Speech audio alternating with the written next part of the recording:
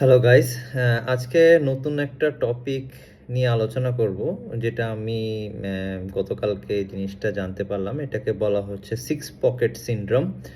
তো এই সমস্যাটা আমি আমার আশেপাশে মানুষজনদের কাছ থেকেও দেখেছি, যার জন্য আপনাদের কাছে এই জিনিসটা শেয়ার করা। সিক্স পকেট সিনড্রোম হচ্ছে যে একটা শিশুর পরিবারে 6জন অ্যাডাল্ট থাকবে এবং এই 6টা অ্যাডাল্টই এই শিশুকে প্যাম্পারিং করবে, এবং এই বাচ্চাটা এই 6জনের প্যাম্পারিংয়ের কারণে ওর বিভিন্ন ধরনের সমস্যা ক্রিয়েট হয়, মানসিক থেকে শুরু করে আপনার বিভিন্ন ধরনের।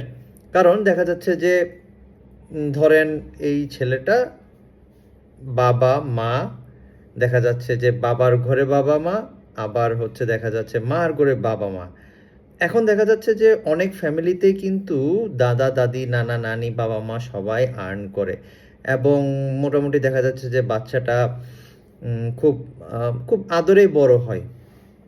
ওই যে আমাদের একটা কথা বলে, আদরে বাদর হয়ে যাওয়া, এরকম আর কি। আমাদের সময় একটা সময় ছিল যেখানে আমরা আমাদের বাবা মার কাছে একটা জিনিস চাইলে মাটিতে গড়াগড়ি না খাওয়া পর্যন্ত জিনিসটা পাইতাম না। কিন্তু টাইম হ্যাজ চেঞ্জড, আমরা বাচ্চাদেরকে অনেক ধরনের প্রায়োরিটি দেই, সিচুয়েশন চেঞ্জ হয়েছে, বাট এইগুলোর কারণে নানা ধরনের সমস্যা ক্রিয়েট হচ্ছে।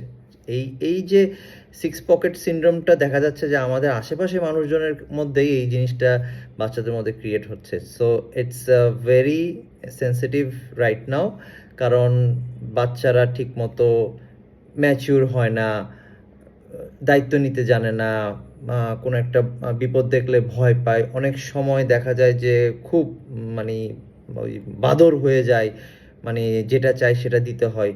সো এইগুলা সম্পর্কে আসলে এখনো কথাবার্তা হচ্ছে, কিন্তু এগুলো সম্পর্কে আসলে সবারই একটু সচেতন থাকা উচিত। যাই হোক, টপিকটা আমার কাছে খুব ভালো লাগলো, আপনাদের সাথে শেয়ার করলাম। আপনারাও জানান যে এই জিনিসটা আগে জানতেন কি জানতেন না। ধন্যবাদ।